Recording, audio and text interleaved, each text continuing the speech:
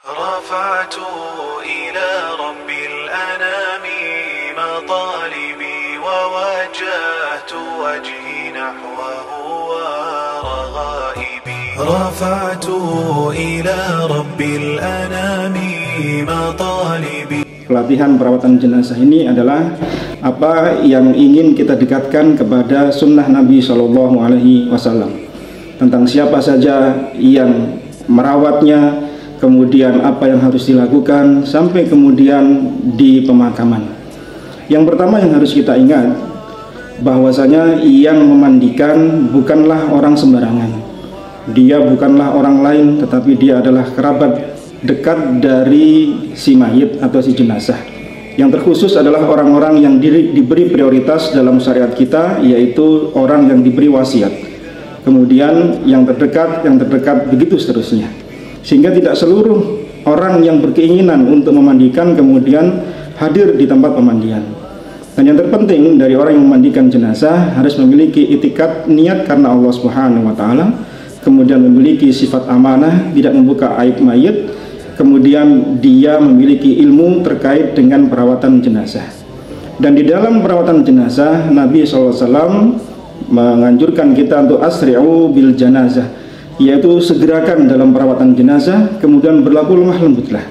Karena ketika kita mematahkan tulang si mayit, hakikatnya kita sedang mematahkan tulangnya ketika dia masih hidup.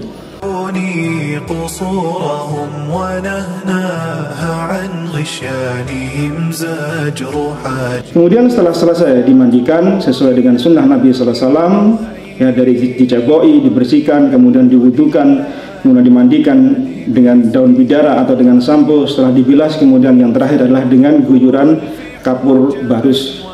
Kemudian setelah itu diangkat untuk dibawa ke tempat mengkafani. Mengkafani adalah sesuai sunnah Nabi SAW adalah menggunakan 3 lapis kain. Yang berwarna putih adalah yang dicontohkan oleh Nabi SAW. Satu di antara lapis itu adalah dengan kain hibarah yang bergaris corak putih dan putih. Kemudian setelah itu jenazah dikafani, ya, dengan 3 lapis kain yang sebelumnya ditaburi dengan kapur barus dan minyak wangi. Kemudian diikat sesuai dengan ikatan yang dibutuhkan, kadang 5, kadang 7, dengan diikat dengan simpul hidup, karena nanti akan dilonggari, ya, atau dikendorkan, tidak dilepas begitu saja. Karena perbedaan di antara ulama, ada yang membolehkan untuk dilepas, ada yang tidak, maka di sini ada keluasan, sehingga kita harus berlapang dada dalam masalah ini. Kemudian setelah dikafani, kemudian disolati sesuai dengan apa yang datang pada kita, yaitu takbir sebanyak 4 kali, baik mengangkat tangan atau tidak di takbir yang kedua, ketiga maupun yang keempat. Dan doa bagi si mayit dari 40 orang yang tidak mensekutukan Allah Subhanahu wa taala. Dalam riwayat Muslim yang lain adalah dengan 100 orang. Artinya semakin banyak yang mensolati, maka akan semakin banyak memberikan syafaat bagi si mayit.